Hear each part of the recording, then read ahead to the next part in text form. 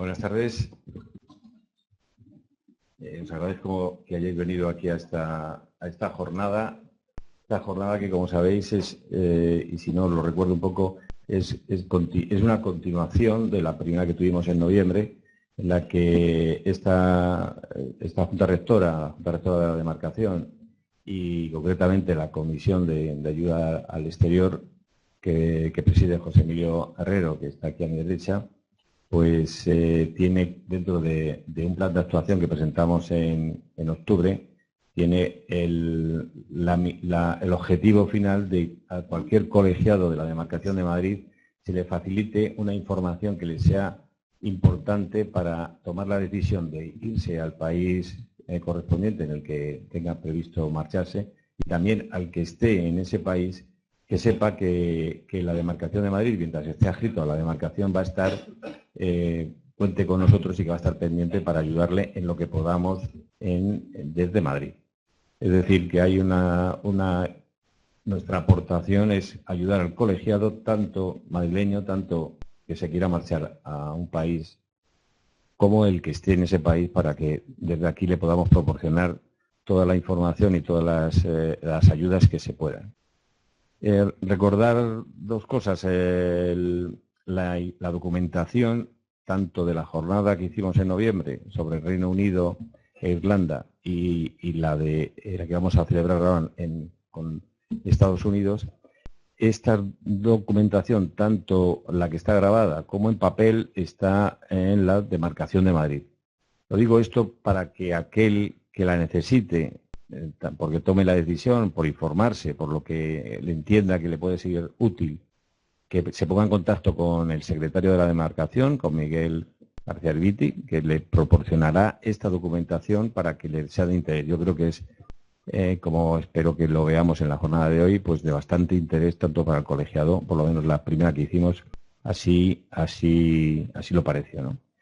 En esta jornada online, y les doy la bienvenida a los que nos estén viendo online, hay alrededor de 50 compañeros que se han interesado por conectarse para verlo y para seguirlo.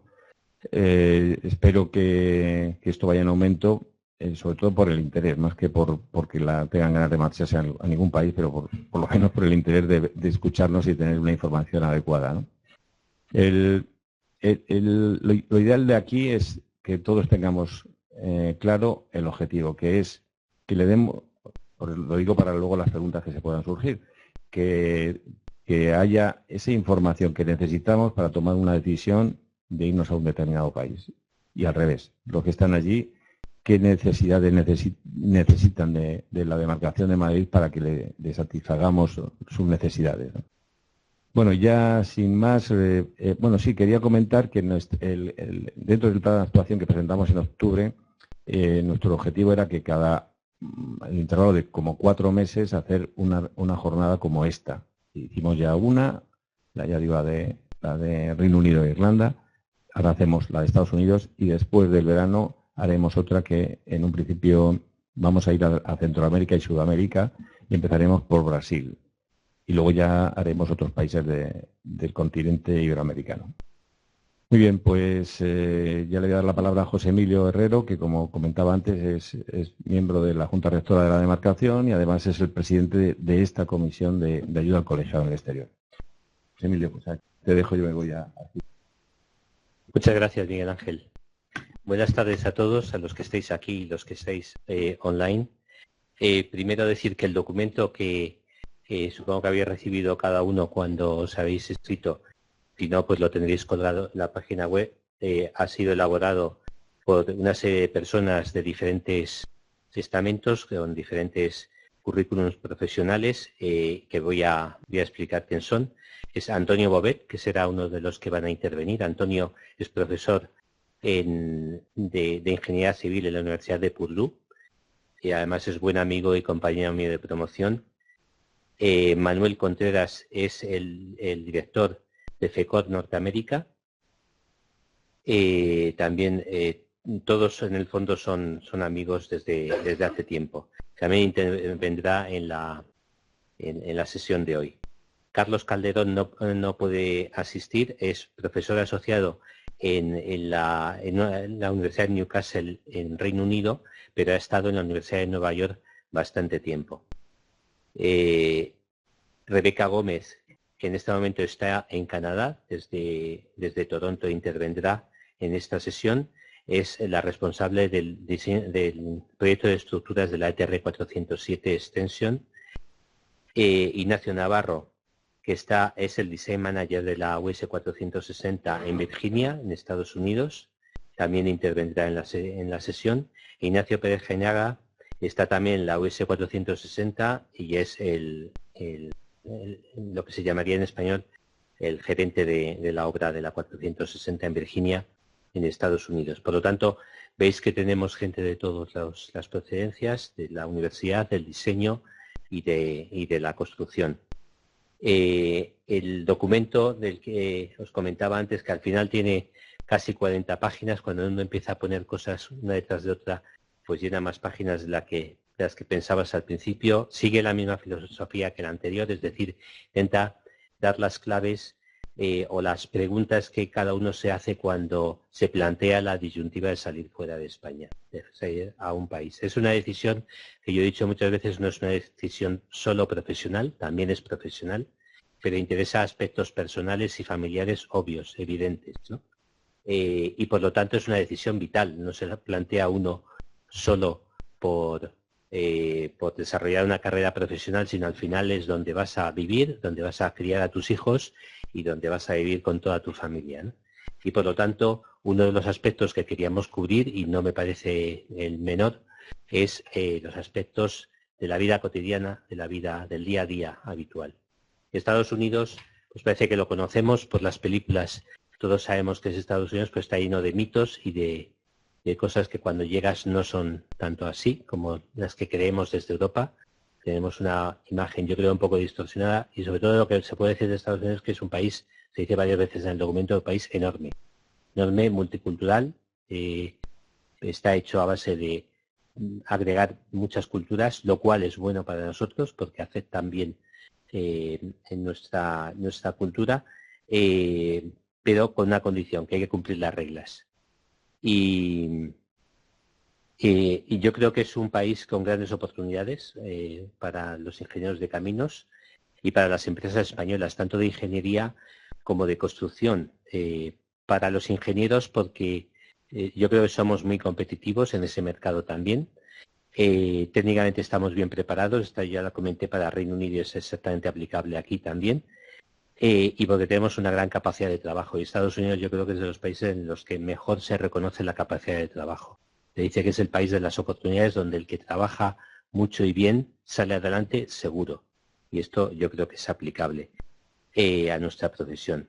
Y las empresas españolas son también muy competitivas, primero porque marcan una diferencia respecto de las empresas locales y de las empresas constructoras y de las ingenierías locales, en el tema de la capacidad de innovación, que se basa en la capacidad del ingeniero que forma parte de esas empresas, ¿no? La innovación no la hacen las empresas, la hacen las personas.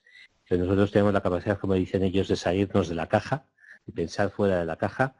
Y también la experiencia que hay acumulada en España en los PPP, en los Design and Build, en todas estas esquemas de contrato que son nuevos para las empresas locales y que las empresas españolas están obteniendo grandes éxitos.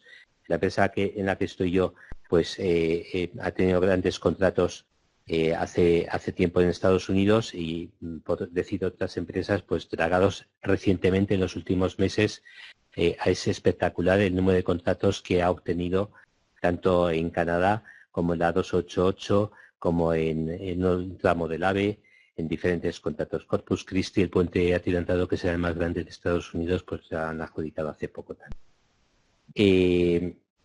Solo acabar con un solo tema, que es quizás lo más importante que os podéis llevar de aquí. Como digo, Estados Unidos es un país con muchas oportunidades, pero hay que respetar las reglas. La profesión de ingeniero de caminos, de ingeniero civil ahí, es una profesión regulada. Está prohibido ejercer la profesión si no tienes las acreditaciones necesarias. Eso se llama solo una cosa, el PE, el PI, Professional Engineer. El PE se obtiene en cada estado, luego lo explicará alguno de los compañeros a lo largo de la sesión, en el último punto, el quinto punto del documento. Tenéis explicado pormenorizadamente, pero transmitidos la importancia de ser PI. Está prohibido emitir opiniones técnicas o hacer proyectos o tener parte en actividades ingenieriles con toma de decisiones si no eres PI. Incluso si estáis a nivel de gestión por una empresa española y vais a nivel de manager, tenéis que tener mucho cuidado en no forzar la opinión de ingenieros locales que sí tienen PI, porque cometeríais un delito y podría demandaros el Board of Engineers del estado correspondiente. Luego os explicarán que el PI no es un PI, es un PI para cada estado y todo el proceso que hay, ¿no? Pero si habláis medianamente inglés y no hace falta tener un excelente acento, como sí que pueden expediroslo en Reino Unido, y sois PI, estaréis en las mismas condiciones que cualquier ingeniero norteamericano y no se va a discriminar a nadie por ello. Entre otras cosas porque la mayoría, muchos de los que hay allí son también extranjeros, de los que están ejerciendo la profesión. Y sin más ya, no sé si me he pasado del tiempo, probablemente sí. Voy a ir pasando la palabra. Antonio, no sé si me escuchas, porque os tengo que decir que estas 4 personas que van a intervenir están cada una en un país o en un estado. Rebeca está en Canadá, Ignacio está en Texas, estás en Austin, ¿no? Estoy en Austin, ¿se me escucha? Sí, te escucho. Y Antonio Bobet está en Indiana, como he comentado antes. Manuel Contreras, Manolo, tú estás en Washington, me parece, ¿no? Espero que sí esté en Washington. Bueno, va a intervenir en primer lugar, va a hablar Ignacio Navarro de la vida cotidiana en Estados Unidos, aunque él no ha escrito todo el capítulo, lo hemos agrupado porque si no ir saltando de uno a otro con muy poco tiempo iba a ser demasiado complicado. Entonces, Ignacio, tienes 10 minutos para hablarnos de la vida cotidiana en Estados Unidos. Muchas gracias, José Emilio, y buenas tardes. Yo quiero empezar diciendo que esa aventura vital, ¿no?, de la que hablaba José Emilio, para mí ha funcionado y ha funcionado bien. Yo llevo 8 años viviendo en Estados Unidos, en 3 ciudades distintas y en 2 estados. Pero estuve un año escolar viviendo en California, haciendo lo que es el último año de high school ahí, el senior year, con lo cual conozco un poco la vida en Estados Unidos, ¿no? He ido sin familia, he ido con familia y puedo decir bueno, que para mí ha funcionado y que es verdad que es tanto personal como profesional, es un reto, pero bueno, para mí satisfactorio, ¿no? Yo voy a hablar de los aspectos de vida cotidiana generales. Y enfocándome en la vida en las ciudades y gestiones, seguridad social, colegios, etc. Para empezar, la primera impresión que se tiene al llegar a Estados Unidos es que es un país enorme, en todos los sentidos, distancias, el tamaño de los coches, la naturaleza, o sea, te encuentras los lagos, mayores lagos, los desiertos, etcétera, ¿no? Casas y las personas. Eso también te choca, son más grandes, ¿no? Es muy diferente en paisaje, como ha dicho antes José Emilio, es multicultural, pero yo creo que al ser un país nuevo, se ha organizado de una manera más o menos similar en lo que es la organización de cómo se viven las ciudades, es decir, el tipo de ciudad o el tipo de vida que se hace en una ciudad del norte y una ciudad del sur es muy parecida y la ciudad está organizada de la misma manera. Quizá Nueva York es una excepción, en Estados Unidos es una ciudad distinta, ¿no? Pero el resto se organizan en general en torno a un centro financiero y administrativo, un downtown, lo que se llama un downtown, que es el centro, digamos, de oficinas con edificios bastante altos, ¿no? Y que suele quedar desierto después de las zonas de las horas de actividad, de tal manera que es hasta peligroso ir a andar por este centro downtown, ¿no? Eso choca un poco con el sentido más europeo de una ciudad con su plaza y con su centro que está animado a todas horas, ¿no? En el downtown de una ciudad americana, por ejemplo Dallas, que estoy viviendo, se quedaba vacío, ¿no? Entonces, en torno a este downtown adyacente a él normalmente hay en algunas ciudades se llama Midtown o Uptown, o sea, una zona de viviendas, digamos, para gente soltera y parejas jóvenes, que son edificios no muy altos, y donde tiene una vida mucho más animada, hay bares, restaurantes, y es donde sobre todo esta gente sin familias organiza su vida. También en zonas adyacentes a este downtown hay unas zonas, digamos, culturalmente más bohemia, que normalmente suele corresponder con barrios degradados a los que ha ido mudándose gente, artistas y tal. Es una zona, lo que llaman en Estados Unidos los hipsters, ¿no? Una zona que tiene pues una oferta de galerías, de locales de música, que bueno, que es también interesante conocerla, ¿no? Esto es en cuanto al downtown y midtown, pero realmente donde vive la mayoría de las familias es en la zona de suburbios, los suburbs, como dicen en Estados Unidos, que son zonas de una amplitud enorme, ¿no? Con casas aisladas de baja densidad, que normalmente tienen su jardín delantero, el jardín trasero, el front yard y el backyard, y que tienen cada cierto espaciadas regularmente unas zonas comerciales que son las mismas realmente en todo Estados Unidos, donde tienes el mismo supermercado, el Best Buy para comprar electrodomésticos, el Target para compra general, etcétera. Y que son zonas, como he dicho antes, muy amplias, donde el coche es fundamental. Ese es un elemento también que es diferenciador de Estados Unidos. O sea, la necesidad que se tiene de tener un coche y desplazarse con coche porque las distancias son muy grandes, y la necesidad de conducir, es decir, a tal punto de que si no sabes conducir hay un problema, ¿no? En Estados Unidos.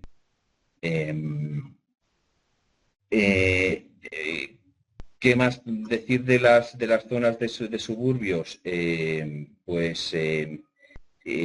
organizan también los colegios en torno a estas zonas. Los colegios en Estados Unidos hay colegios públicos y privados. Los colegios públicos hay que tener cuidado porque hay bastante diferencia de calidad, ¿no? en los colegios públicos. Y además los colegios públicos, se accede a los colegios públicos geográficamente, es decir, que en la zona donde vives es la que te da acceso a ese colegio. Lo que origina que para buscar casa, lo primero que hay que hacer es, si se quiere ir a un colegio público, es tener claro qué colegio público se quiere ir, ¿no?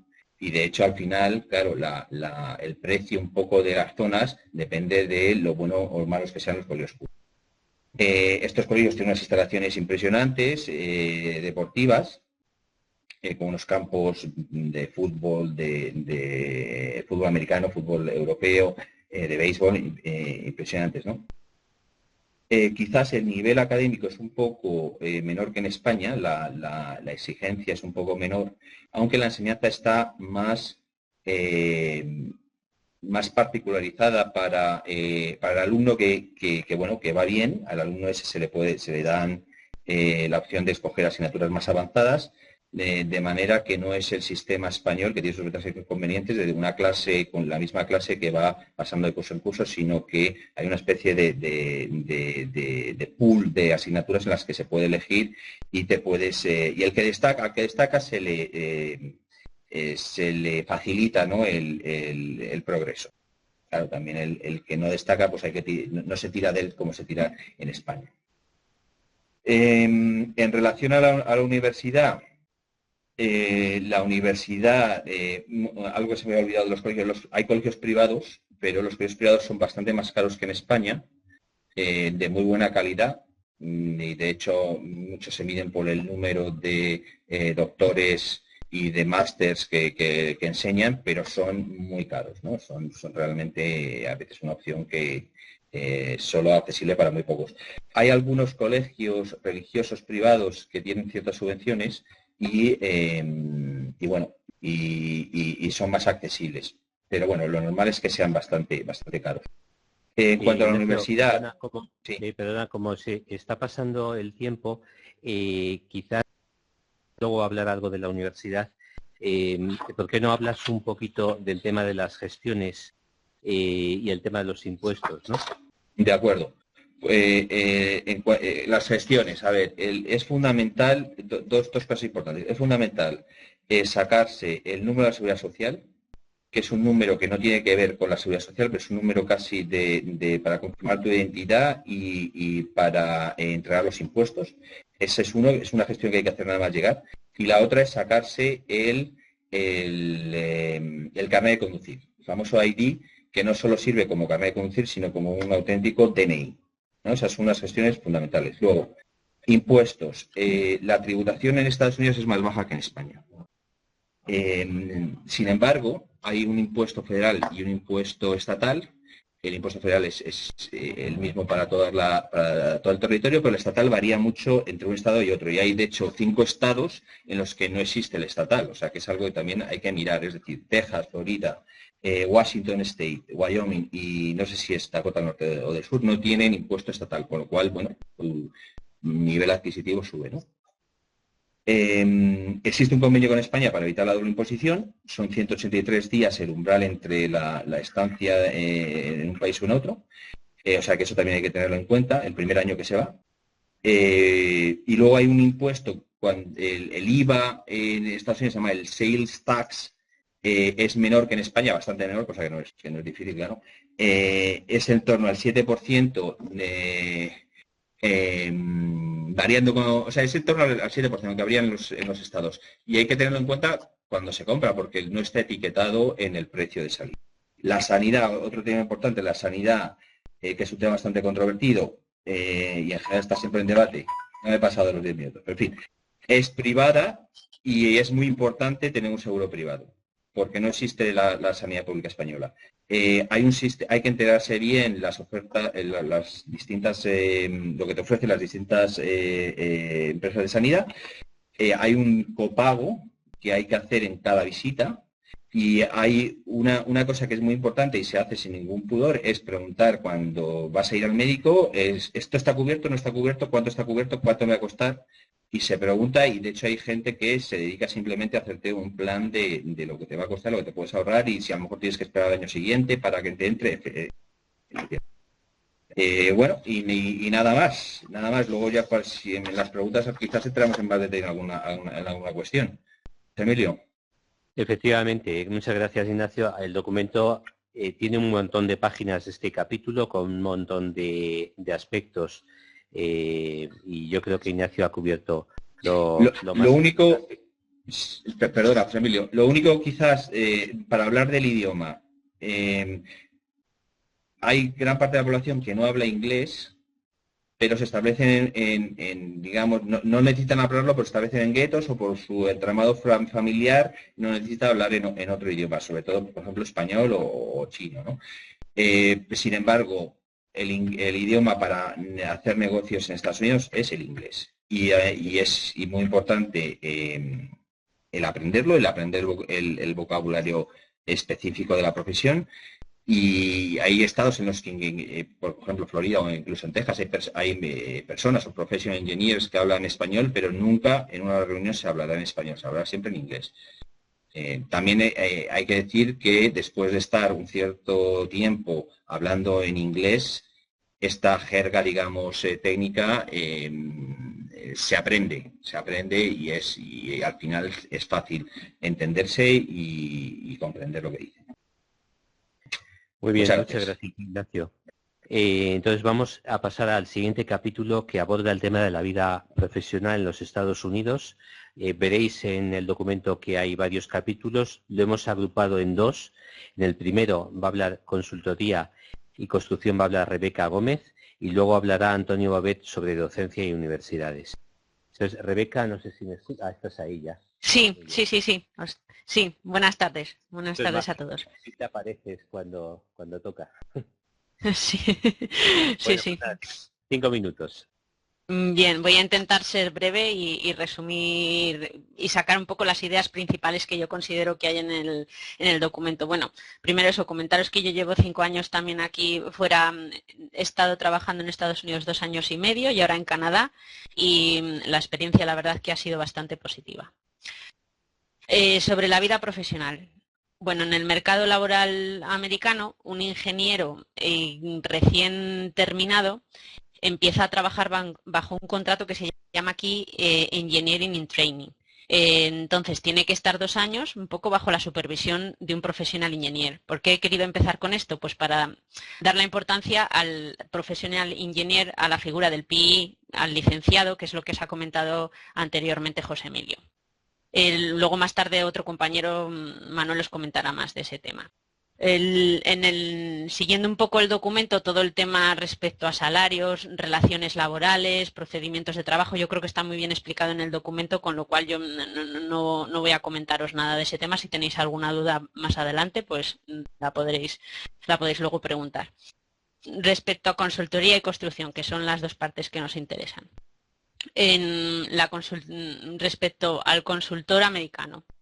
Bueno, pues primeramente hablaría un poco sobre la historia de la ingeniería de Estados Unidos, que está perfectamente escrito en el documento, y lo que sí que destacaría aquí es el tema de la inversión de las infraestructuras, que otra vez los presupuestos federales y estatales están dando importancia y mayor porcentaje a este tema, con lo cual es algo positivo. Como norma general, una empresa consultora americana suele tener ingenieros de alto nivel técnico, pues bien sean o doctores o con el grado de máster. Luego también están los ingenieros, que son los licenciados, y es un ingeniero que generalmente está acostumbrado a una aplicación de soluciones estándar y a recomendaciones sencillas. Este ingeniero generalmente también se centra mucho en una especialidad, entonces no llega a profundiza en esa especialidad, pero no abarca otros niveles, tal y como por ejemplo nos sucede a lo mejor en España. Entonces, en este sentido, o sea, como nosotros ingenieros españoles podemos aportar aquí toda nuestra formación, que es mucho más generalista. Entonces nos da una amplia capacidad a la hora de afrontar un problema y encontrar una solución de manera rápida. También aquí me gustaría destacar 2 cosas. Una primera es el tema de los centros de investigación. Estados Unidos si tiene algo bueno, pues es todo ese presupuesto que se tiene a la investigación, y que eso al final pues favorece también el desarrollo de nuevas soluciones ingenieriles. Y luego también otro tema que me gustaría también comentar es a la hora del trabajo en una consultora americana, se tienen muchas reuniones en las cuales las soluciones se toman en conjunto. Entonces, es lo que se llama un brainstorm, en el que todo el mundo suele dar una opinión y al final se toma una decisión y todo el mundo pues avanza con la solución que se ha tomado. Eso respecto un poco a las consultoras. Respecto al tema de construcción, bueno, pues en la construcción, como ha comentado inicialmente José Emilio, los tipos de contratos que siempre ha habido en Estados Unidos es lo que se llama el hard bid o el bid build, que es una construcción pura en la cual la empresa constructora, o sea, lo único que hace es construir un diseño que se le da el cliente, que el cliente se lo da al constructor, y que este diseño el cliente lo ha contratado a otra ingeniería. Normalmente esto es a precios cerrados, con lo cual no da lugar no da lugar a modificaciones. Otro tipo de contrato es el design and build, en el cual el contratista se dedica, lo que hace es el diseño y la construcción, y que también suele ser a precio cerrado. Lo que pasa es que los precios con los subcontratistas no están cerrados. Entonces, una vez que se ha adjudicado la obra, pues el contratista, pues con los subcontratistas, bueno, pues llegan al final a un acuerdo con los precios de las distintas unidades. Y luego un tercer contrato es el de las 3 Ps, PPP, que es el Public Private Partnership, y que lo que se define en él es tanto el diseño como la construcción, como luego la concesión. Entonces, las empresas constructoras diseñan y construyen, y la empresa concesionaria es la que va a invertir el capital, que luego lo va a recuperar durante la explotación. Cierto es que a veces, después de un periodo de explotación, esa obra pues puede pasar otra vez a depender del Estado. En estos 2 últimos contratos que he hablado, en el Design and Build y en la PPP, es importante el pliego de prescripciones técnicas. Porque en el pliego de prescripciones técnicas, al final, hay que tener cuidado con lo que aparezca en el contrato, porque a la hora luego de con el cliente, o sea, el ver en qué aspectos se puede llegar a tener algunas ventajas y en cuanto a la construcción en la obra. Y bueno, pues un poco para terminar, quería concluir con 3 ideas que son para mí las fundamentales. La primera es un poco la educación generalista que tenemos el ingeniero español, y cómo podemos abarcar varios tipos de campos a la vez y a la hora de aportar soluciones. La segunda sería un poco pues todo el tema de estas inversiones las inversiones en las infraestructuras, que lo que está fomentando pues el que haya más proyectos en Estados Unidos con tipos de contrato, Design and Build y Public Private Partnership, en los que los españoles tenemos experiencia. Y la tercera sería la importancia de tener la licencia del PI, como ha comentado también José Emilio al principio. Muy bien, Rebeca, muchas gracias. Solo subrayar lo penúltimo que has dicho, que es de los contratos que ha contado Rebeca, que muchos los conocemos. Lo más importante es que las empresas y los ingenieros medios norteamericanos están acostumbrados a la oferta dura, la oferta pura, la oferta de construcción nada más. Es decir, que todos aquellos contratos como el Design and Build, el PPP, en el que la capacidad de innovación, de ver el proyecto en su conjunto, de pensar fuera de la caja, donde podemos tener más ventaja, el ingeniero medio norteamericano no está acostumbrado. No digo que haya gente de determinados niveles que sí estén acostumbrados, pero el ingeniero medio no porque están acostumbrados al primer tipo de contrato, ¿no? Bueno, pasamos entonces Antonio Bobet.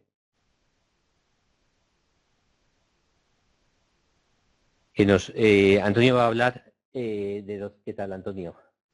¿Qué tal, Emilio? ¿Qué tal? Va a hablar de docencia y universidades, ¿no? Pues tienes 5 minutos. Muchas gracias. Buenas tardes a todos. Como José Emilio ha comentado, mi nombre es Antonio Bobet.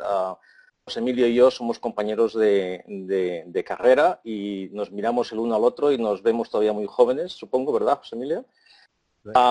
Os cuento un poquito, quizá un poquito más tarde os cuento un poquito más de mí, pero yo hice la carrera en Madrid, estuve trabajando en España durante 8 años y más personales.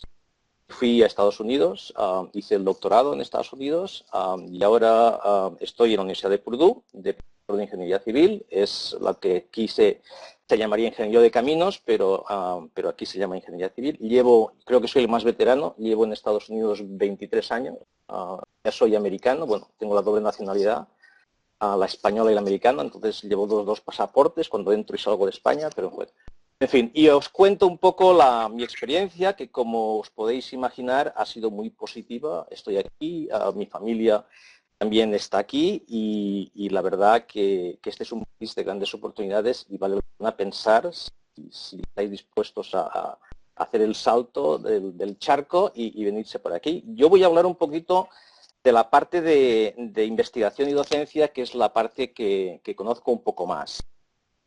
Entonces, el cómo acceder va a ser un poquito más tarde, cuando hable a través de la formación, que como os contaré es una manera de entrar dentro del mercado laboral americano, no de la mano de una empresa española.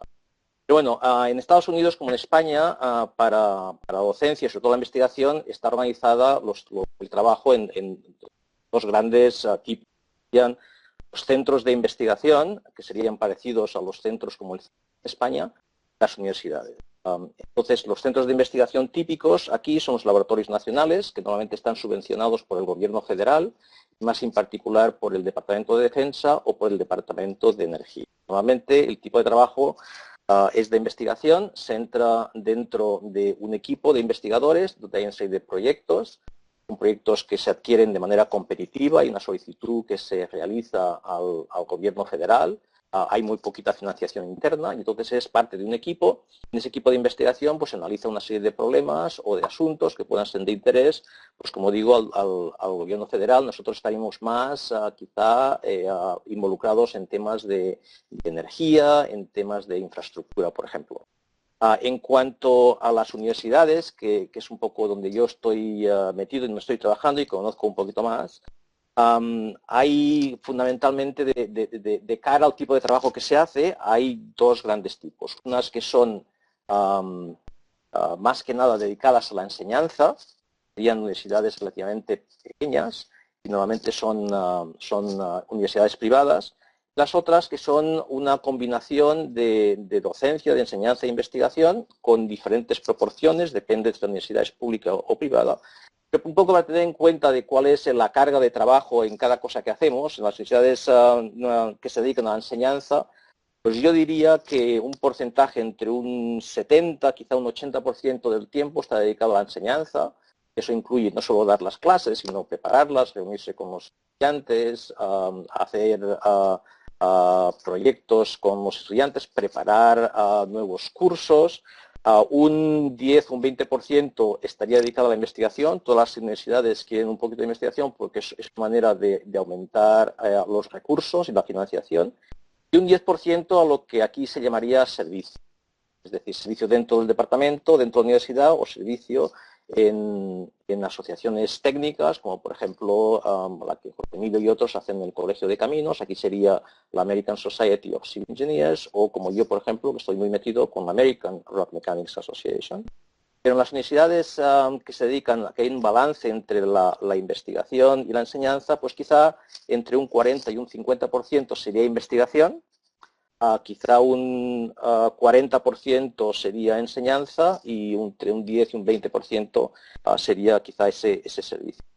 Los contratos, y hablaré un poquito más de los contratos más tarde, hay de muchos tipos. Ahora mismo las universidades, hay un tema que se llama el tenure, que es el funcionariado dentro de la universidad, del que comentaré un poquito más tarde. Las universidades no quieren cargarse o quieren encontrar nuevos modelos de tener personal investigador, pero que no esté a contrato fijo, y están ahora iniciando otros tipos de contratos, como son de científico e investigador. Hasta ahora, el gran tipo de contrato de las universidades es lo que se llama el tenure track. Empiezas, lo comentaré más tarde, como profesor y eventualmente, después de una serie de vicisitudes, se entra dentro del tenure o del funcionamiento. El mayor esfuerzo dentro de la universidad en la que estoy, Purdue, que es de las universidades donde hay se consideran a lo que se llaman Tier 1 o de tipo 1 de investigación. La mayor parte del esfuerzo es en encontrar financiación para los proyectos de investigación. Las universidades y los centros de investigación per se no tienen financiación interna. Esta financiación de los proyectos de investigación viene de fuera. Normalmente son proyectos del Estado correspondiente o del gobierno federal. Hay universidades privadas que tienen unos grandes fondos propios de donaciones de sus alumnos, y los réditos que dan esos fondos, parte se revierten en el fondo y parte revierten a la universidad para financiación interna. Normalmente son universidades privadas, pero no las públicas. Entonces, tal como están los contratos en las universidades americanas, nosotros tenemos un contrato, todas, de 9 meses. Son los 9 meses lectivos. Los 3 meses de verano no hay un contrato, no nos pagan un salario. Entonces, eso tiene muchas ventajas. Una de ellas es que durante el verano es dedicarte un poco a lo que quieras. De ello, hacer investigación. Dentro de los proyectos de investigación, aparte del presupuesto, hay 2 tipos de coste, uno directo y el otro indirecto. El coste directo cubre el salario del estudiante. Nosotros pagamos un salario del estudiante que es relativamente competitivo. Ahora mismo un estudiante de doctorado aquí en Purdue son $1.800 al mes. Hay otras universidades donde el coste de la vida sea un poquito más alto, por ejemplo, en zonas más urbanas como Chicago o Boston puede ser un poquito más alto. Les cubrimos la matrícula, les cubrimos las tasas, les cubrimos el seguro médico, y entonces parte también de ese coste directo es el salario del profesor para el verano, al menos parte del salario. Una parte importante del coste del proyecto es a los costes indirectos que la universidad se queda, que son alrededor de un 50 o un 60%. Un gran incentivo para las 2 partes, para la universidad para traer dinero de investigación, para el profesorado para tener un salario. Nos permiten también hacer consultoría, incluso dentro del año académico. Normalmente nos permiten un día a la semana, alrededor de un 20%. El tipo de producto, con esto acabo porque sé que me estoy pasando un poquito los 5 minutos, lo que se valora, aquí se nos valora en tema de educación. Los estudiantes hacen una evaluación de los cursos que damos. La evaluación nos llega a nosotros y al departamento. Se nos valora en los resultados de la investigación, publicaciones, estudiantes graduados con doctorado, en el dinero que se atrae, proyección nacional, proyección internacional. Es un gran tipo de trabajo porque te permite ser independiente, sobre todo una vez que tienes tenure. No tienes un jefe, tú eres tu propio jefe, y es un trabajo muy excitante porque estás en un momento puntero trabajando en aquello que quieres y en aquello que te gusta. Y los salarios aquí del profesorado son competitivos, o sea que no son tan altos como una empresa privada, pero te permite vivir muy bien y te permite vivir muy dignamente, y como comento, el verano para el salario si quieres y para hacer consulta. Y José Emilio, te paso la palabra porque creo que ya me he llevado un par de minutos más. Gracias, muchas gracias, Antonio. Hoy, entonces vamos a pasar a otro gran capítulo, al capítulo 4 del documento, que son los perfiles laborales, es decir, el esquema por el que cada uno ya desde el punto de vista de como trabajador puede ir a Estados Unidos. Va a intervenir primero Manuel Contreras, que nos va a hablar de los diferentes esquemas y sus diferencias entre nosotros como expatriado, como desplazado, como contratado. Manuel, ya te veo ahí desde Washington, ¿no? Correcto, desde Washington. Gracias, José Emilio, y buenas tardes. Washington DC. Pues gracias, José Emilio, buenas tardes a todos. Y bueno, vamos a hablar un poco de los diferentes perfiles laborales. Yo he tenido la suerte de estar los últimos 15 años viviendo en varios países, y he pasado por la experiencia de ser expatriado, desplazado, y ahora que tengo un contrato local aquí en Estados Unidos desarrollando la labor de negocios de FECOR en el continente. Lo que diferencia un poco los 3 tipos de perfiles laborales es el tiempo de la misión y sobre todo las condiciones económicas y los beneficios de cada una de ellas. En general, y esto cambia de empresa a empresa, los desplazados son contratos que duran normalmente menos de 6 meses. Los expatriados normalmente más de 6 meses, pero por una duración determinada que generalmente suele alargarse. Y luego están los contratos locales, que en general son por tiempo determinado, ¿no? Un contrato local con la normativa de Estados Unidos. Es importante mencionar que las empresas suelen tener un manual donde se describen todas las condiciones del expatriado. Y es importante conocerlas de antemano para entender cuáles son los beneficios y obligaciones en el término de la misión. También es importante conocer de antemano todos los requerimientos legales de visado, impuestos, etcétera, para ser consciente de la responsabilidad que se tiene. En cuanto a visas, es importante saber que hay un sinfín de tipos diferentes de visas para entrar a los Estados Unidos. Esto normalmente corre a manos de las empresas, pero no es importante entender los tipos de visas, si cubre a las esposas, si las esposas van a poder trabajar, etcétera. Y mencionar que las visas de trabajo en Estados Unidos dependen de la empresa, con lo cual están ligadas al contrato laboral. Para entrar un poquito más en detalle, un desplazado, como hemos dicho antes, normalmente una duración menor a 6 meses, es una muy buena opción para dar el primer salto, porque normalmente uno está más protegido, la empresa se encarga de todo y 6 meses es una duración relativamente corta, ¿no? Para entender un poco lo que significa vivir fuera, sobre todo si es la primera vez. En general la empresa se encarga del visado, la empresa conseguirá un apartamento corporativo o un hotel. Suele ser mejor el apartamento corporativo porque luego de un mes estar en un hotel se puede convertir en un infierno. Los apartamentos corporativos normalmente tienen cocina y se está bastante más cómodo. En cuanto a los costes, la empresa suele dar un monte fijo para dietas. Es importante entender cuánto es ese monto fijo. Cuando uno está solo viviendo en el extranjero suele gastar más.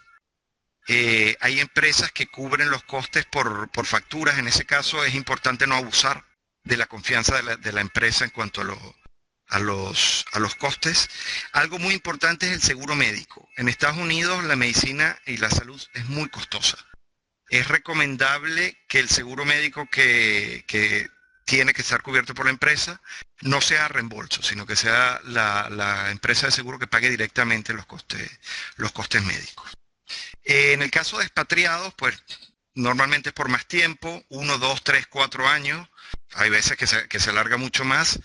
El paquete suele ser más generoso.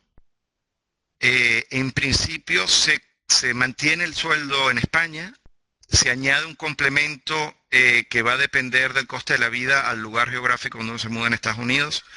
El coste de la vida en Estados Unidos, siendo un país tan grande, varía mucho de un lugar a otro. Este complemento normalmente se calcula como un porcentaje del sueldo. Normalmente viene con coche, teléfono y la mudanza de ida y vuelta. Esto es importante. En función, puede incluir los colegios o no. Y algo muy importante de nuevo, el seguro. Lo mejor es que sea un seguro local y hay que entender cuáles son las condiciones para dicho seguro. Siendo un contrato por más de un año, los impuestos se pagarán en Estados Unidos. Los impuestos en Estados Unidos se pagan por las ganancias globales de la persona, con lo cual se pagan también por las ganancias que se tengan de inversiones en España. No se paga impuesto en los dos países porque hay tratados de doble imposición. Algo importante que se había mencionado antes, lo de ser expatriado es una experiencia que cubre a toda la familia, una experiencia vital y se debe organizar como tal. Normalmente las visas cubren para que la esposa o el esposo pueda trabajar en los Estados Unidos. Hay que tomar en cuenta un poco lo que significa mudarse a un país nuevo, que la pareja trabaje o no trabaje. Pero en general es una experiencia muy gratificante. En mi caso, yo estoy muy contento de toda la experiencia internacional que me ha tocado y es algo que lo hace crecer mucho a uno como persona y como profesional. El tercer contrato sería el contrato local, que sería ya por un tiempo indeterminado, bien a través de una empresa española que facilita la obtención del trabajo, las visas, etcétera, o bien entrando al mercado americano consiguiendo un trabajo en una empresa americana, lo cual puede ser un poco más complicado, pero es muy posible. Como ya se mencionaba antes, este es un país de oportunidades. El mercado es competitivo, pero relativamente abierto. Los ingenieros españoles están muy bien vistos por las empresas multinacionales y si se es competente y trabajador, se triunfa. Eso yo creo que es una clave.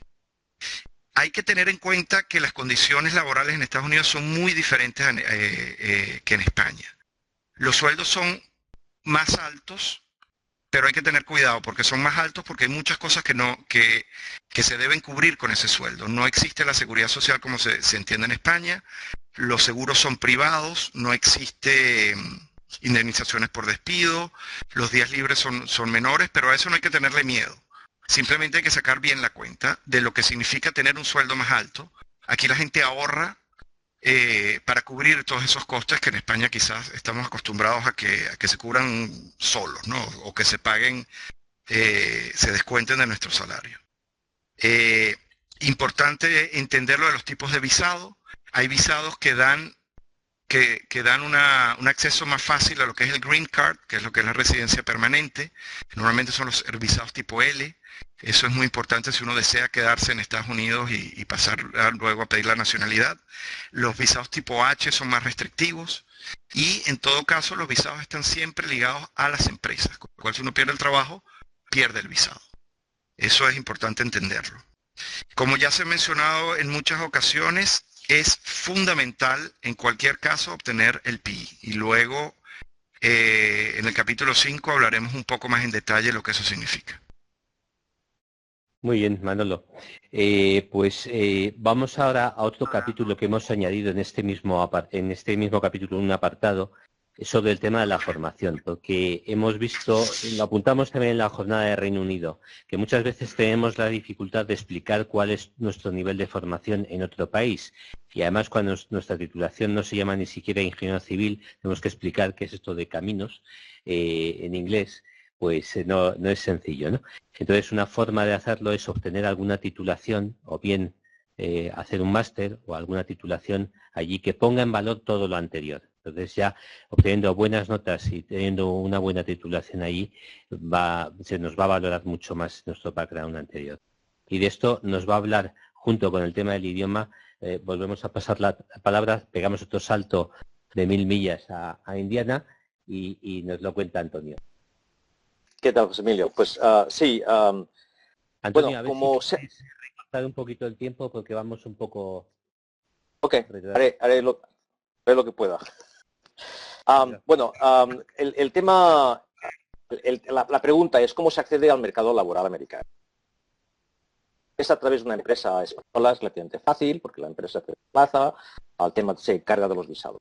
¿Qué pasa si uno se quiere venir aquí y, bueno, pues cómo se encuentra trabajo? El tema fundamental es el permiso de trabajo, Entonces, las empresas americanas ahora, por la penetración de las empresas españolas, sobre todo las constructoras en el mercado americano, empiezan a saber un poquito de qué es el título de caminos español y qué puede hacer el ingeniero de caminos español. Pero hasta hace poco, y no todas partes, es donde las empresas españolas han tenido un poquito más de representación y de trabajo. Entonces, las empresas americanas, como en todas partes, incluso en España, pues sabe muy bien cuáles son las capacidades de los ingenieros de sus propias universidades y quizá históricamente por la asociación de Estados Unidos con Inglaterra, de la capacidad de los ingenieros ingleses y de algunos europeos, quizá los alemanes y los italianos, sobre todo los italianos, porque hay una gran comunidad italiana en Estados Unidos. Del español se sabe muy poquito. Entonces, el gran problema de las empresas a contratar a un ingeniero civil o de caminos español es cómo se justifica esa contratación. Como el título de ingeniero de caminos español, creo que hasta hace horas se equiparaba como mucho al título de ingeniero civil de aquí, que son de 4 años. Con lo cual, una empresa americana tiene que justificar ante el gobierno federal cómo se da ese trabajo. Por lo tanto, un visado a un extranjero si existen suficientes personas dentro del país capacitadas, en principio, para desempeñar. Entonces, ese es el gran problema. Una de las maneras que fue mi caso, de solventar ese problema es, bueno, pues acceder a la educación de un máster o de un doctorado, en mi caso, a través de una universidad americana. Entonces, mi primera intención cuando vine a Estados Unidos fue hacer un máster, entonces tienes un título americano. Una vez las universidades te gestionan el visado para ti y para tu familia. Como hemos dicho antes, si entras con financiación, la universidad te paga un salario, la matrícula, el seguro médico, etcétera, etcétera. Terminas el máster o el doctorado y ese visado te permite trabajar durante un año. Bueno, y es posible que ahora sean 2. Con doctorado son 2 y es posible que con el máster sean 1. Te permite trabajar y la empresa no tiene que hacer ningún papeleo por ti. Una vez que ya has entrado en ese mercado de trabajo, la empresa puede empezar a hacer las tramitaciones, los trámites para el visado, porque ya tienes un nivel o un título avanzado y ya puedes competir con otros americanos. La empresa ya no tiene por qué justificar por qué te da un trabajo a ti, que tienes una formación y un título de universidad americana, y estás compitiendo con otros. Entonces, es un proceso relativamente sencillo. Uno de los visados que aquí se utiliza mucho, sobre todo para temas gente técnica, es el H1, que es el que yo conozco más. Entonces, a través de ese H1, que lo puedes ir renovando durante 6 años, está asociado, como se ha dicho, todos los visados están asociados a un trabajo, y si pierdes el trabajo o cambias de empresa, la nueva empresa tiene que volver a hacer tu visado, si no tienes que irte fuera del país. Y así tienes acceso a la carta verde, la Green Card, que es la residencia permanente. Entonces, la pregunta es, ¿cómo se accede a entrar a una universidad americana? Os tengo que decir, y por experiencia personal, que para los europeos están muy bien considerados, en particular los españoles. El gran porcentaje de estudiantes que nosotros tenemos aquí en las universidades americanas, aquí en Purdue, y no es la excepción, son estudiantes asiáticos. India, muchos, de Corea del Sur, muchísimos, de China, muchísimos, de Sudamérica y muy poquitos europeos. Aunque los europeos, como digo, están muy bien valorados por los conocimientos que pueden aportar. O sea que si estáis decididos a venir aquí a hacer un máster, ya tenéis una ventaja compitiendo con otros. El proceso es, cada universidad tiene su proceso, pero es transparente. Todas las universidades en su página web tienen información de cómo se realiza ese proceso. Hay una serie de formularios que hay que rellenar, que se envían. Normalmente los plazos son importantes, hay que mirarlos. Normalmente es a finales de año, para empezar en agosto o septiembre del año siguiente. Hay una serie de documentos que se necesitan. Uno son los formularios, otro es un examen de inglés que se llama TOEFL, y ese es exclusivo para las universidades americanas. Hay unos ciertos mínimos que hay que pasar. Hay otro examen que se llama el examen GRE, los dos en inglés, y ese es un examen en que se mira la parte analítica, la parte de entendimiento, y tiene una parte también de, como he dicho, de análisis.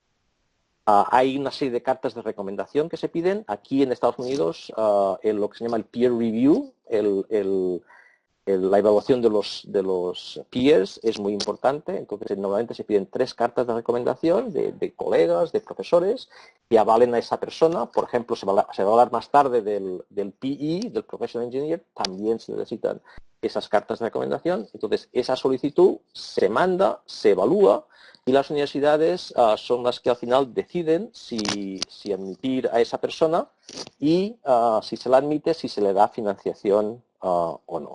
Entonces, la gran ventaja de tener un título americano es que te abre las puertas del mercado laboral en Estados Unidos, pero lo que es importante es el pedigrí.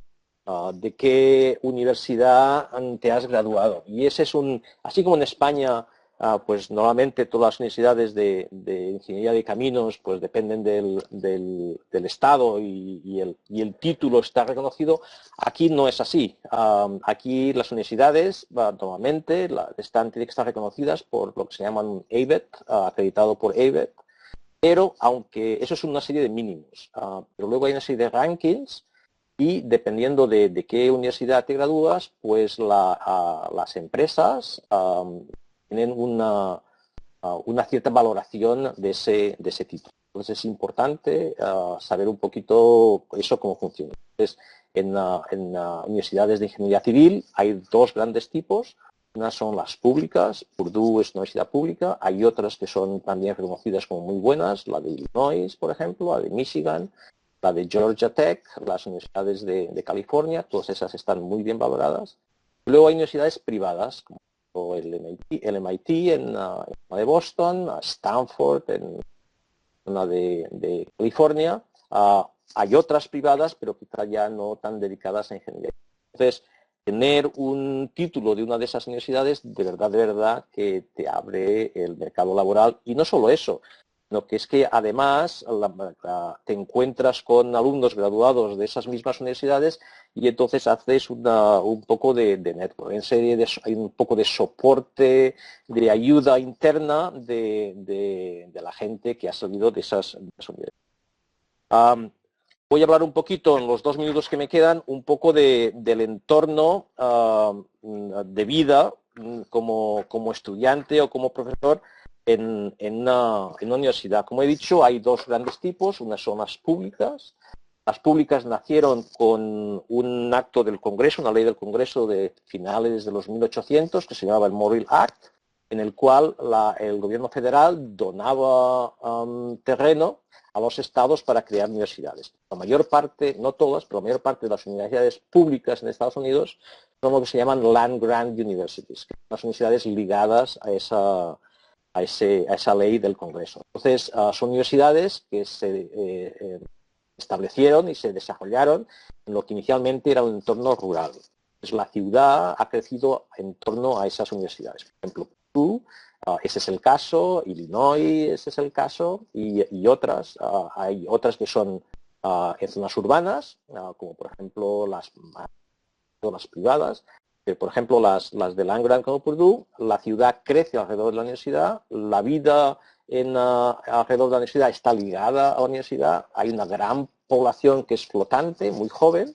Las universidades americanas públicas normalmente tienen muchos estudiantes. Purdue es como media, tenemos entre unos 40 y 45.000 estudiantes, y entonces llegan en agosto, septiembre y se van ahora en mayo. Ahora esta es la semana que tenemos los finales y se acaba el semestre. La economía, la vida cultural, se vive en torno a esa comunidad grande, flotante, joven, y entonces todos los actos y servicios culturales normalmente están ligados a la universidad. Son comunidades relativamente pequeñas, entre 50 y 200.000 habitantes, centros urbanos pequeños, sobre todo una vida suburbana muy fácil, como se ha comentado. Se necesita el coche para irse a todas partes, incluido al supermercado a hacer la compra, pero la vida es relativamente fácil, sencilla y no es cara. Lo que quiero terminar es con un énfasis de la importancia del inglés para la vida cotidiana y para la vida profesional. Pero quitarle un poquito ese miedo que muchas veces tenemos de irnos a otro país y a otra cultura. Los españoles, y eso lo veo, y los europeos, incluyendo centroamericanos y sudamericanos, personas de habla española, normalmente tenemos relativamente poco problema de adaptarnos y de aprender el idioma inglés. Hay otras culturas, sobre todo las culturas asiáticas, como chinos y sobre todo surcoreanos, tienen grandes problemas para aprender el inglés y adaptarse a la cultura, pero nosotros no. Lo único que quizá la barrera que nos hacemos a nosotros mismos que tenemos es mucho más alta que la de otras culturas. Lo que quiero decir es que no hay que tener miedo. Es una cultura relativamente parecida a la nuestra. El idioma no es tan complicado como parece. Los hispanohablantes, los españoles, nos adaptamos y lo aprendemos bien. Y el acento no es un problema. Aquí somos todos, la mayor parte, sobre todo la gente técnica, somos todos de fuera. Y entonces, encontrarse acentos de todas partes, franceses, italianos, europeos, sudamericanos, chinos y surcoreanos, es muy difícil. Te encuentras con un americano de aquí, de toda la vida, pues resulta que su abuelo o su abuela pues era europeo. Y entonces tienen sus raíces aquí. Eso de verdad no es un problema. Es mucho más la decisión personal de decidir. ¿Leo? Muy bien, muchas gracias. Entonces vamos a volver otra vez a Washington. Tenemos otros 5 minutos para que Manuel nos hable de algo que hemos dicho que era muy importante, las asociaciones profesionales y sobre todo cómo conseguir ser PI en Estados Unidos, ¿no? Por lo menos en alguno de los estados. Exacto. No es cuestión Pues Manuel, lo cuentes todo, porque está en el documento y son muchas páginas, pero por lo menos que des las claves, ¿no? Perfecto, vamos a hacerlo lo más rápido posible. Bueno, recalcar de nuevo por 10ª vez que obtener el PI es absolutamente necesario para ejercer la ingeniería en Estados Unidos. Como ha dicho José Emilio al inicio, es un requerimiento legal el tener el PI para emitir opiniones técnicas y se lo toman en serio. Para un ingeniero de cálculo, de diseño, es absolutamente fundamental, aunque para un ingeniero que trabaja en obra la ley no lo permite, no lo exige en algunos casos, da mucho prestigio el tener el PI, con lo cual también es importante para gente que se dedique a la obra. Es importante decir que el PI, hay una diferencia entre la colegiación, que como conocemos en España, y el PI. El PI lo da un organismo estatal. No existe un PI a nivel federal y no es una asociación profesional. Asociaciones profesionales hay muchas y muy buenas y se recomienda que se estén asociadas a ellas. La más conocida quizás es la American Society of Civil Engineering, la ACE, donde hay muchos cursos, publicaciones, etcétera. Volviendo al PI. El proceso del PI, hay una página muy buena, una organización muy buena que se llama la NCES, NCEES, donde se describe todo el proceso. El proceso es complejo y es largo. Pero una vez que se entiende y se sigue con rigurosidad los pasos, es relativamente sencillo conseguir el PI. Y hay algo muy importante. Ese proceso es exactamente el mismo que debe seguir un ingeniero americano graduado de una universidad americana para conseguir el PI. Y una vez que se consigue el PI, uno se nivela casi absolutamente con un ingeniero americano. Algunos puntos importantes. El PI es estatal, con lo cual pues hay que escoger en qué estado sacárselo, normalmente en el estado en que uno vive. Entre los estados hay pequeñas diferencias. El ejemplo más claro es el de California, donde para sacarse el PI de ingeniero estructural hay que pasar un examen particular de sismo. Existe un procedimiento para homologar los PI de un estado al otro. Cambia un poco y varía un poco, pero es relativamente sencillo una vez que se siguen todos los pasos. Para ello, de nuevo, el NCES da las instrucciones y los pasos a seguir. De manera muy resumida, los requisitos son los siguientes. Lo primero, hay que tener un número de seguridad social, el Social Security que había mencionado Ignacio antes, lo cual significa que en algún momento se debe haber sido residente en los Estados Unidos.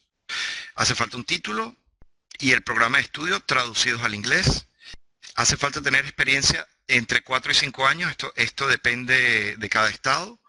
Hace falta tener entre 3 y 5 recomendaciones de un PI en activo, con lo cual es importante organizarse con tiempo a ver a quién conoce a uno que le pueda dar dicha recomendación. Si uno va a ser expatriado o trabaja en una empresa multinacional, es relativamente sencillo conseguirlo. Y luego hay que presentar 2 exámenes. Un examen que se llama el Fundamental of Engineers, que es un examen básico, relativamente sencillo, que cubre matemática, física, química y conceptos básicos de la ingeniería. Este examen se puede presentar cualquier día del año y se presenta en un ordenador. Y luego está el examen del PI, que es ya más focalizado a la especialidad profesional, y este solo se presenta 2 veces al año, con lo cual hay que organizarse con tiempo para seguir todos los pasos, para llegar con todos los pasos aprobados para las 2 fechas, una es en abril y otra es en octubre. Aunque los exámenes son fáciles, hay que estudiar para entender sobre todo el tipo del examen. Hay muchísimas publicaciones. Yo creo que es recomendable hacerse con 1 o 2 publicaciones y sobre todo presentar exámenes. No es necesario gastarse una fortuna en libros y cursos para pasar los exámenes.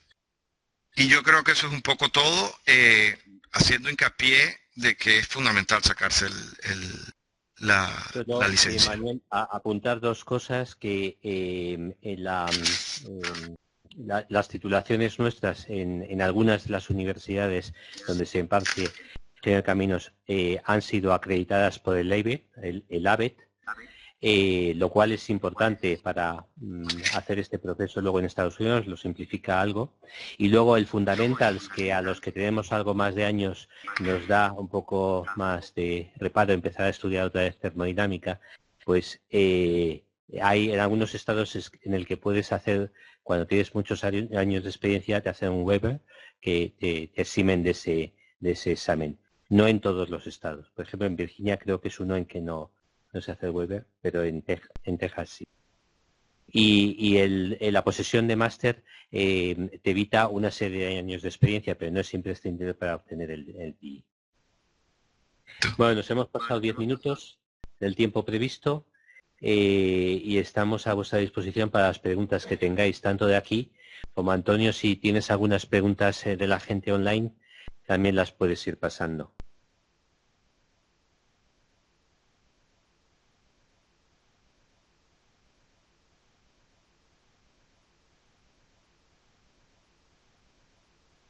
¿Alguien se atreve a la primera pregunta? Si no hay nadie a la primera pregunta, pasamos a la segunda pregunta directamente.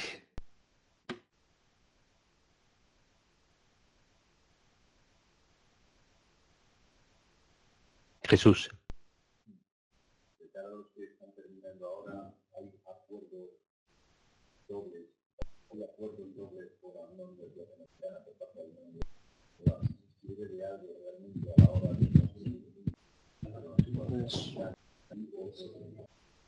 Pues sirve para la titulación, para obtener una posible doble titulación. Yo no estoy muy informado del tema, pero sí sé porque tenemos en la oficina alguna persona, 2 personas, que han estudiado en una universidad española y han cursado el último curso en una universidad americana. Precisamente tenemos uno que estudió el último curso en la Universidad de Purdue y tenía un acuerdo con la Politécnica de Barcelona.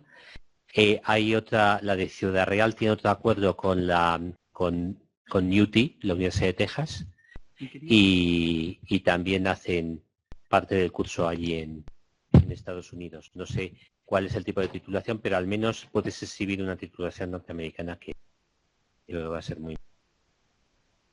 Una pregunta de Carlos.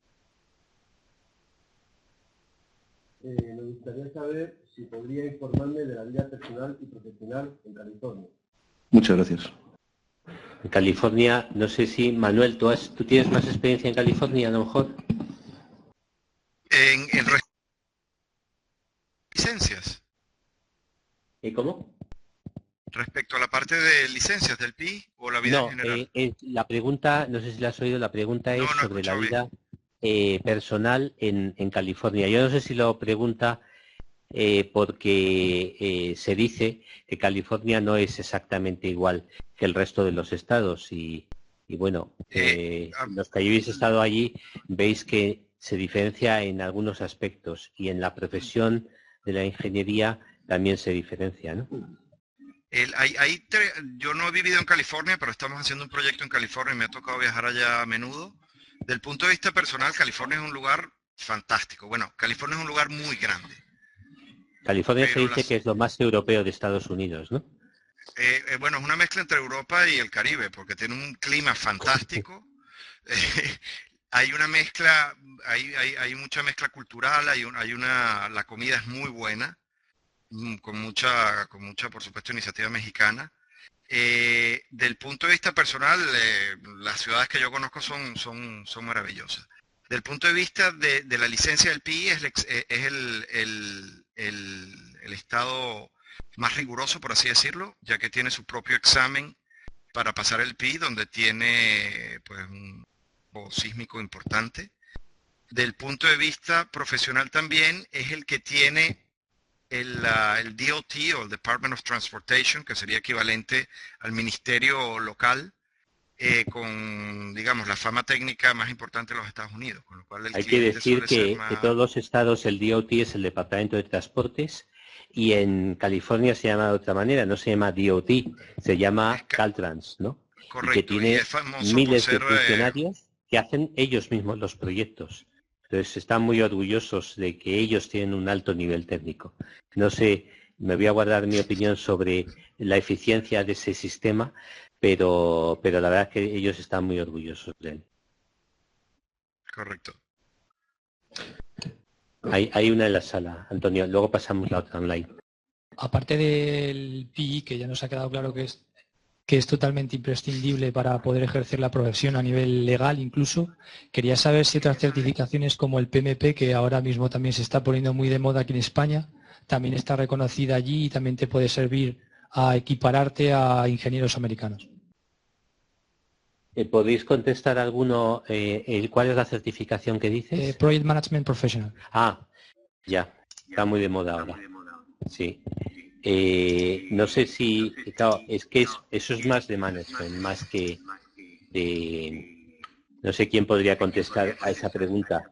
A lo mejor, Antonio, ¿tú tienes alguna información? No lo he oído. Aquí normalmente lo que... Un poquito de eco. Lo que se habla es el PE, PE y la acreditación a IBET. Es que el PMP es para otra cosa. Eso el que lo tiene que apreciar es la empresa. Si tú vas a hacer un trabajo de gestión más que un trabajo técnico, o bien tienes un perfil técnico y lo quieres complementar con un trabajo de gestión, o sea, quieres dar el salto a la gestión y quieres demostrar que tienes capacidades de gestión, pues están saliendo un montón de cursos, incluso se está diciendo que en algunos países, pero yo creo que esto viene más de Reino Unido, para ciertos contratos los gestores deberían tener una titulación de este tipo. Justo lo preguntaba en esa dirección porque ahora en la mayoría de las empresas españolas, tanto constructoras como ingenierías, que tienen que proponer perfiles de ingenieros españoles, alguna de las acreditaciones que son imprescindibles para poder mandar esos perfiles es precisamente esa. Esto, pero viene más de Reino Unido. En Reino Unido creo recordar que hay una que se llama PRINCE, que también es equivalente también al PMP estadounidense, pero a nivel muy dentro global. De la teoría de la gestión, en Reino Unido hay muchos modelos y entre ellos discuten, yo soy del modelo tal, yo soy del modelo cual, el mío es mejor, el tuyo es una patata. En España no lo entendemos así, en las empresas no lo entendemos así, la gestión surge como algo natural dentro de la evolución profesional de una persona. Según va subiendo de nivel, tu tiempo que dedicas a labores técnicas va disminuyendo y vas asumiendo más responsabilidades de tipo de gestión, tanto de gestión del diseño como de gestión de las obras. Las empresas lo que dan es formación a base de PDDs o cursos de formación con el Instituto de Empresa, con el IES, en el que hacen formación interna y hacen cursos a medida para ir desarrollando esa gente. Pero no se ve que el gestor sea un técnico al que se le da un PMP y ya tienes un gestor magnífico, porque tiene que empezar desde abajo a entender la cultura de esa empresa y a ir progresando, ir creciendo desde la empresa. No es el enfoque norteamericano, incluso nosotros, de Reino Unido, incluso nosotros en Reino Unido, la gente que entra como gestores vienen con este tipo de acreditaciones, muy orgullosos de esto, ¿no? Muchas gracias. José Emilio, ¿me escucha? Sí, Manuel. Sí, quería comentar, yo tengo hice el curso de PMP aquí en Estados Unidos y yo creo que importante mencionar que no tiene nada que ver con el PE. La acreditación de Project Management es una acreditación que es un organismo semi-privado y está muy focalizado para ciertos tipos de trabajo, que poco tienen que ver en general con el diseño, pero como ha dicho la persona que ha hecho la pregunta, hay contratos donde se requiere tener una acreditación similar para ejercerlo el puesto de Project Management. Yo creo, ahora que no nos oye nadie, que lo que ocurre es que hay lobbies que están influyendo en las administraciones en vender que esas acreditaciones son importantes para una persona que ya va a llevar una gestión de un contrato importante y que al cliente, el subcontratista, tiene que asegurar que el staff que va a poner tiene esas acreditaciones. Entonces lo ponen en los pliegos e inmediatamente las empresas pues dicen, ¿ahora qué hacemos? Tenemos que buscar gente o damos a nuestro personal esos PMPs o esas acreditaciones, o si no nos podemos presentar a los concursos. Tenías una, Antonio, online, ¿no? Es Alejandro Galán. Dice, ¿podrían comentar un poco cómo funcionan los visados H1 que han mencionado al acabar el estudio de los máster? Entonces, te toca a Antonio, ¿no? Sí, pues bueno, yo no soy un experto en visados, soy un poco un observador de cómo funcionan las cosas. Entonces, os cuento, cuando un estudiante internacional, extranjero, nos llega aquí a la universidad, entonces a esos estudiantes se les dan un visado.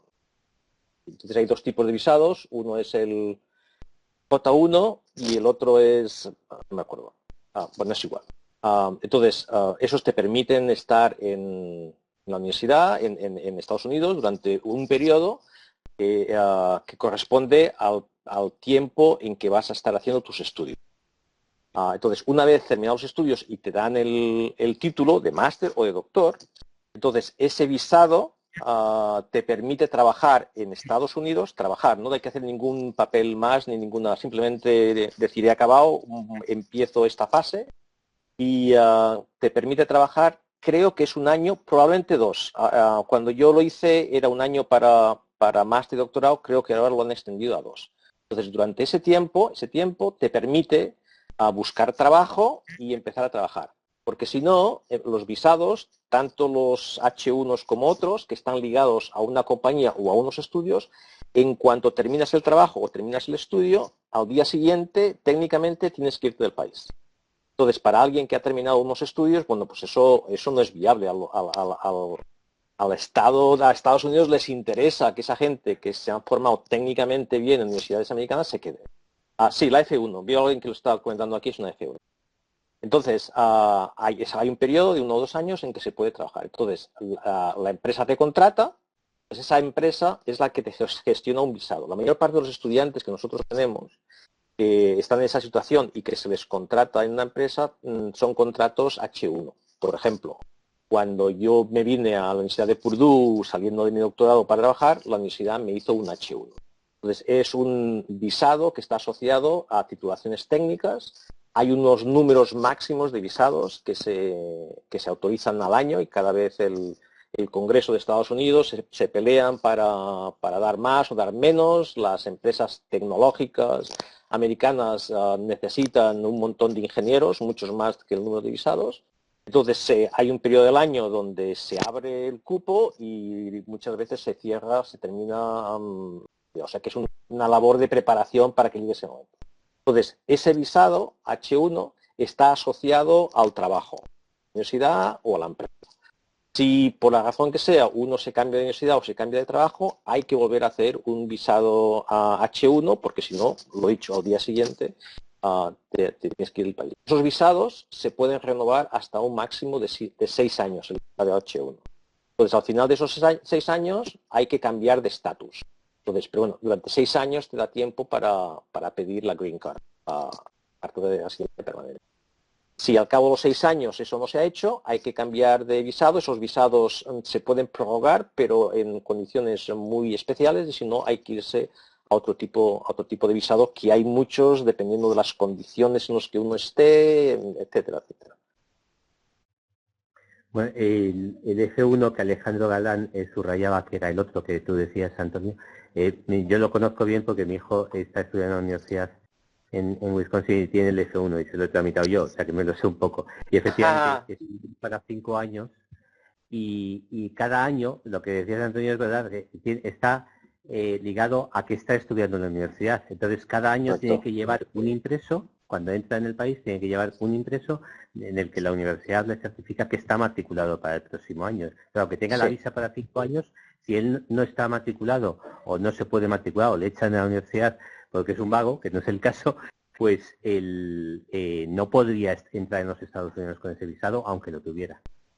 Es un papel que se llama Light 20, que es el papel que la universidad te da y es el que vale. Incluso puedes estar en Estados Unidos con un visado que se haya acabado, pero si el I-20 sigue válido, estás legalmente.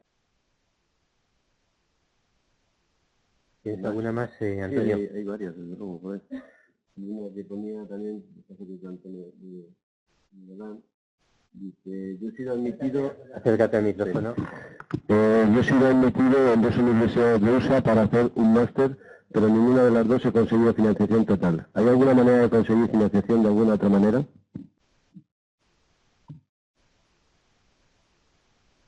Sí, no lo sé, Antonio, si sabes cómo conseguir.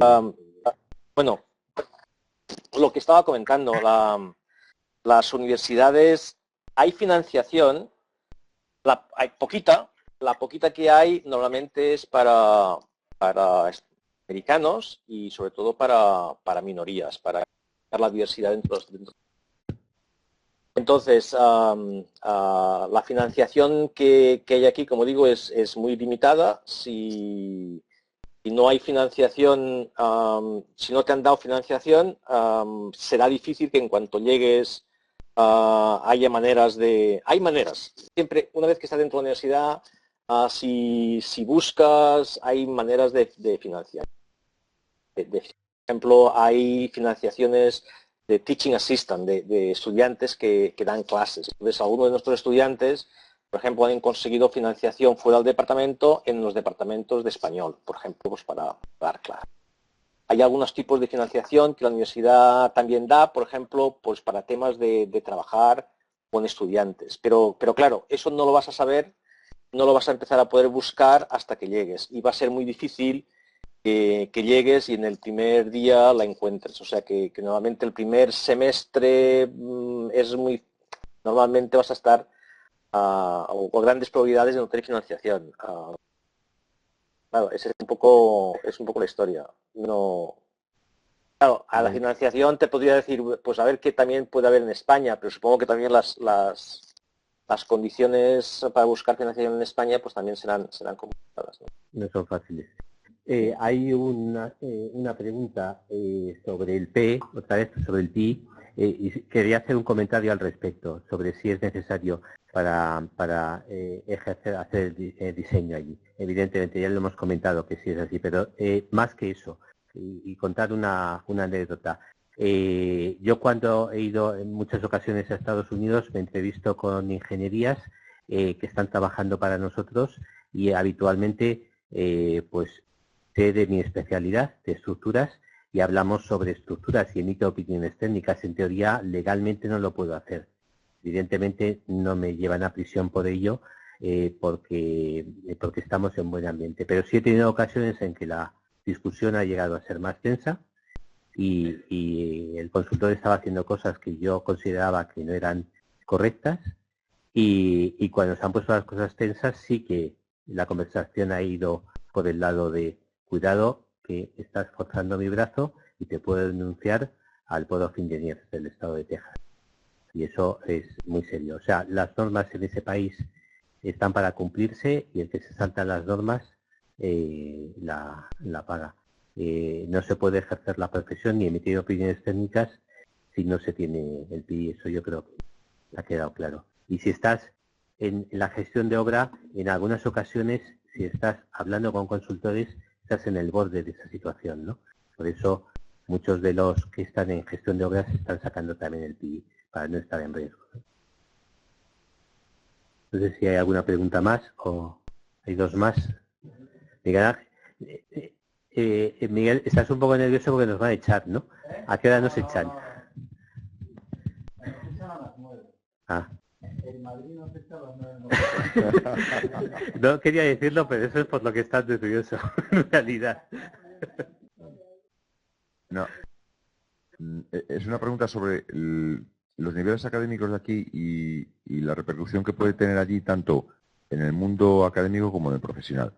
Aquí nos hemos centrado mucho en los últimos años en el tema del ingeniero de caminos y es equivalente a grado o máster a nivel internacional, y ese tema parece que ya está solventado en los últimos días, las últimas semanas, pero el tema del doctorado, es decir, cuando se va a Estados Unidos con un doctorado obtenido en España, en ese caso, por una parte, en el mundo universitario, eso ¿qué validez se le da? Si se le da total validez, como aquí, o no.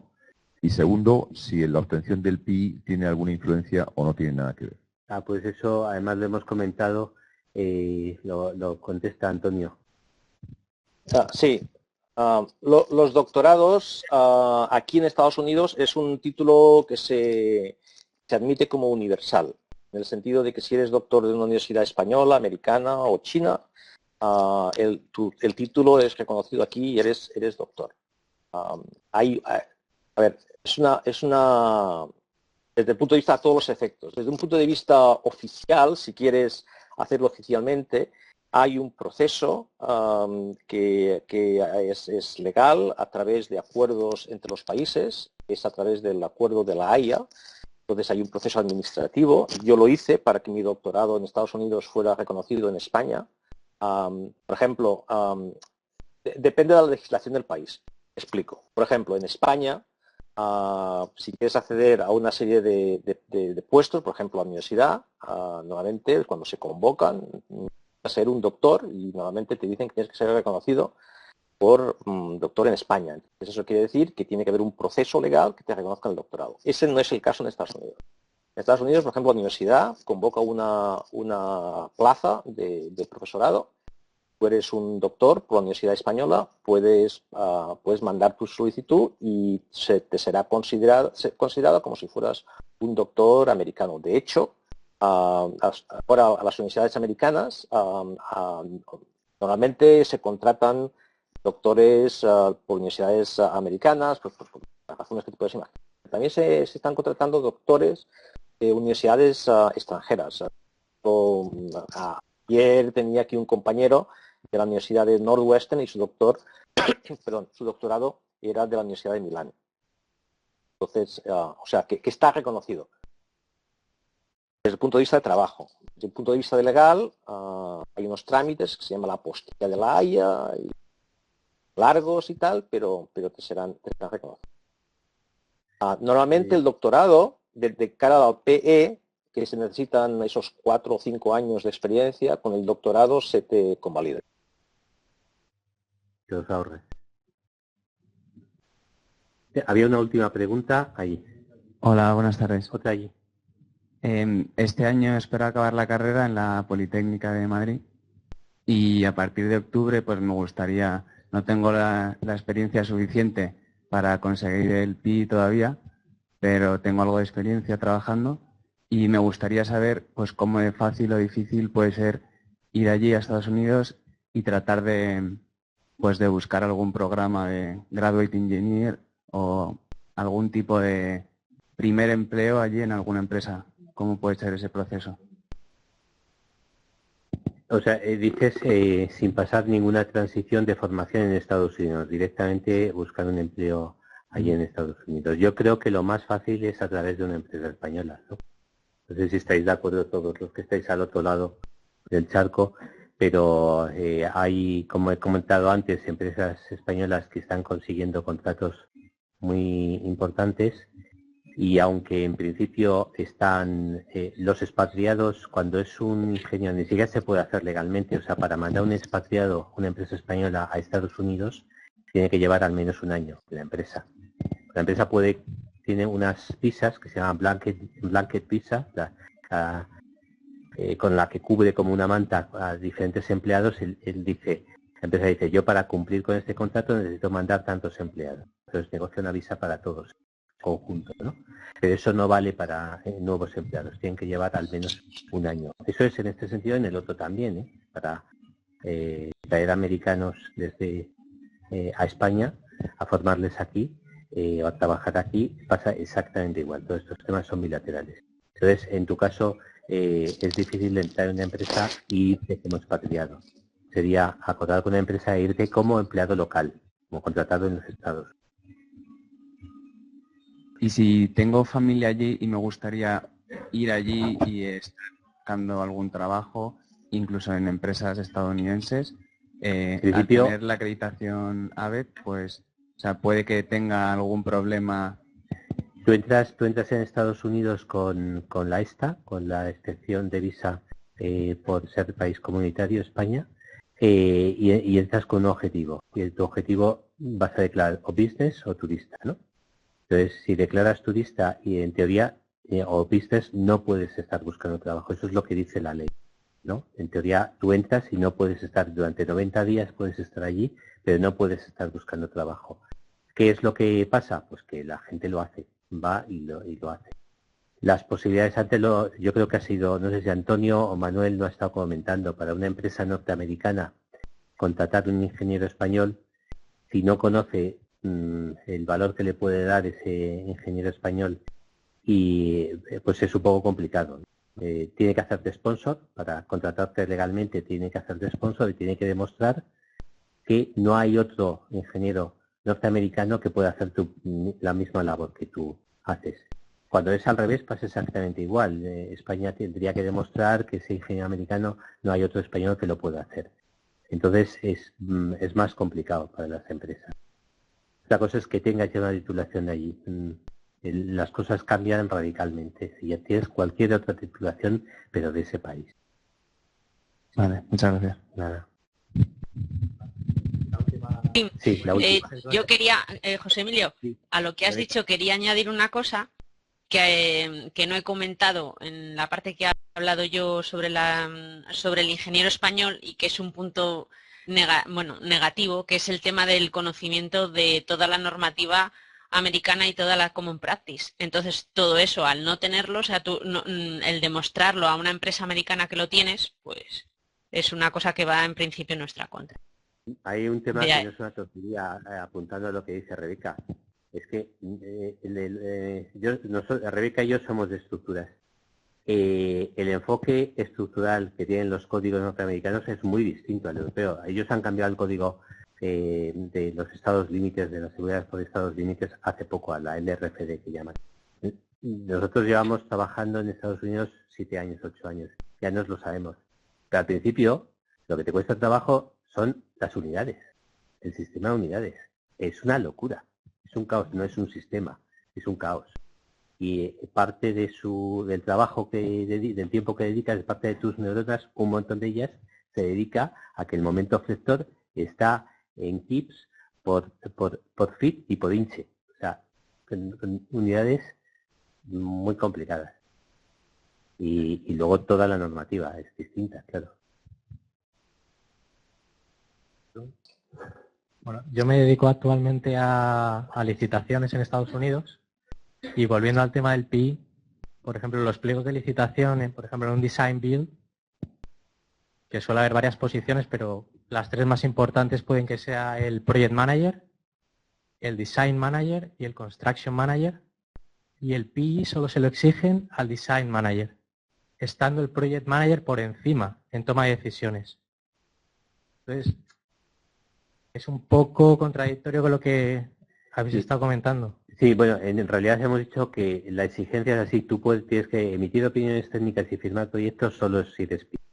El problema que hay es que el problema no existiría en una empresa norteamericana. O sea, un jefe de obra norteamericano jamás se atrevería a discutir lo que ha hecho el diseñador, ni a establecer una discusión en el sentido español, no en el sentido anglosajón, con un diseñador. No le discute nada, ¿no?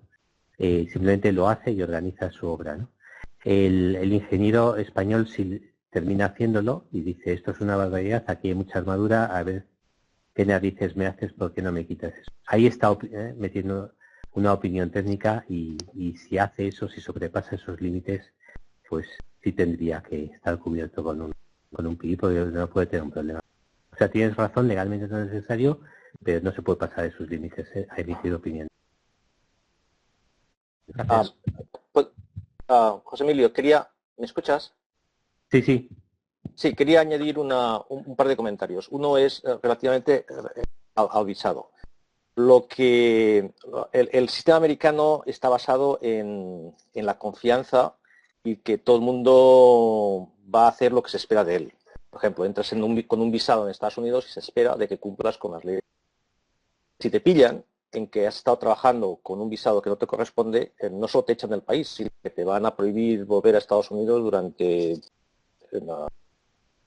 El segundo tema es el tema de visados. Si necesitas un visado para trabajar, ese visado tiene que expedirse fuera del país. O sea que tienes que irte de Estados Unidos, irte a Canadá o México o verte a España, donde te hacen el visado, y luego con un visado distinto entras en Estados Unidos con un estatus que es distinto del que entraste, entonces a lo mejor ahí ya con un visado que te permite trabajar. Otro comentario acerca del PE. El PE no es necesario para trabajar en Estados Unidos. Lo único que vas a estar dependiendo como profesional en otra persona que es la que te va a sellar y firmar los proyectos. Eso por un lado, por el lado técnico. Pero luego está el lado de prestigio. El PE es un sello de prestigio y de haber culminado la parte profesional. Entonces, si no se tiene, eso es un hándicap por dos motivos, o por muchos motivos. Uno es que no te permite firmar proyectos. Otro es que a la vista de tus compañeros no estás al nivel que deberías estar y que te corresponde. Hay una gran presión social dentro de la ASTE y de todos los compañeros en que la gente se haga un PE. Incluso en las universidades, que aquí no estamos diseñando, pero hay una gran presión para que el profesorado de las universidades tenga un PE. O sea, que está casi como, por el contrario, casi está mal visto a no tenerlo. Y desde el punto de vista de la contratación, de que te contraten, a no tenerlo o no poder tenerlo, eso va a ser un gran hándicap. Muy bien, pues yo creo que podemos cortar ya, porque ahora sí que nos echan y además no ves el partido del Madrid. Bueno, pues muchas gracias a todos por vuestra atención y muchas gracias a los que han dedicado su tiempo a este asunto y han expuesto hoy. Muchas gracias.